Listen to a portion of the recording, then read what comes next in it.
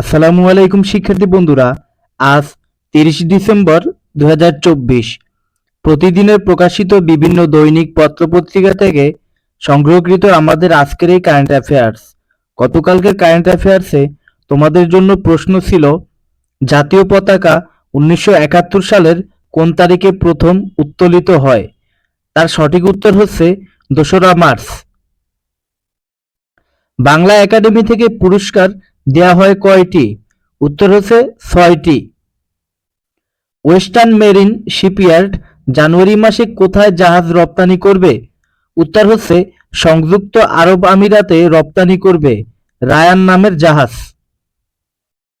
দেশে বর্তমানে নদীবন্দর কয়টি? উত্তর হচ্ছে 54টি। ইন্টারনেটের মাধ্যমে কোন পণ্য বা সেবা ক্রয় করাকে কি বলে? উত্তর হচ্ছে অনলাইন শপিং। পাকিস্তান ও আফগানিস্তানের সীমারেখার নাম কি?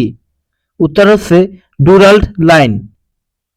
পূর্ব ইউরোপের দেশ নর্থ মেসিডোনিয়ার রাজধানীর নাম কি? উত্তর হচ্ছে স্কোপজে। বাংলাদেশ প্রিমিয়ার লিগের 11তম আসরে দলের সংখ্যা কতটি? উত্তর হচ্ছে 7টি। প্রথমবারের মতো টেস্ট চ্যাম্পিয়নশিপের ফাইনালে স্থান পেয়েছে কোন দেশ? উত্তর হচ্ছে দক্ষিণ আফ্রিকা। সম্প্রতি পাখির সঙ্গে ধাক্কা লেগে দক্ষিণ কোরিয়ায় মর্মান্তিক বিমান দুর্ঘটনায় নিহত হয়েছেন কতজন? উত্তর হচ্ছে অন্তত 167 জন। খেমার রুজ গণহত্যা কোন দেশে ঘটেছিল? উত্তর হচ্ছে কম্বোডিয়া।